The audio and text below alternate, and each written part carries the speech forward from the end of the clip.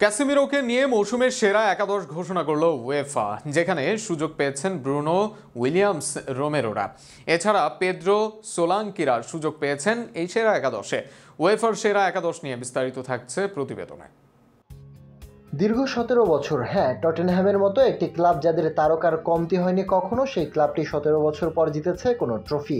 তবে ট্রফি না জিতলেও আসর জুড়ে দারুণ খেলেছেন ব্রাজিলের অভিজ্ঞ মিডফিল্ডার ক্যাসিমিরো, তাই আসর সেরা একাদশে জায়গা হয়েছে তার।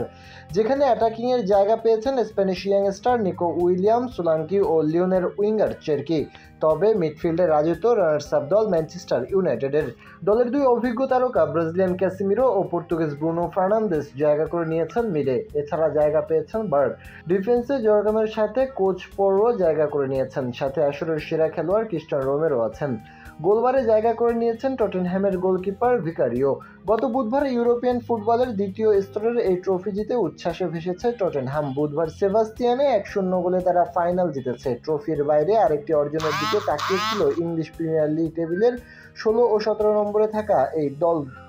পরের মৌসুমের চ্যাম্পিয়ন্স লিগের টিকিট কাটা এই প্রতিযোগিতার চ্যাম্পিয়ন হয়ে আগামী চ্যাম্পিয়ন্স লিগে অংশগ্রহণ নিশ্চিত করল প্রিমিয়ার লিগের রেলিগেশন অঞ্চলের ঠিক এক ধাপ পরে 17 নম্বরে থাকা স্পার্সরা।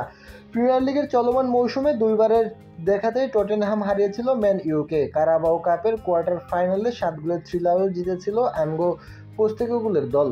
চলতি মৌসুমে চতুর্থবার তারা হারালো ম্যানচেস্টার ক্লাবকে। 2008 সালে লিগ কাপের পর এটি টটেনহ্যামের প্রথম শিরোপা এবং 1984 সালের পর প্রথম ইউরোপিয়ান ট্রফি।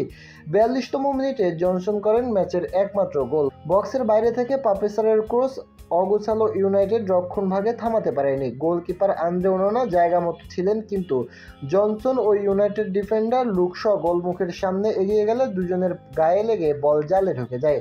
ঘটনার আকস্মিকতায় ওনানা ঝাঁপালেও বল রুখতে পারেননি।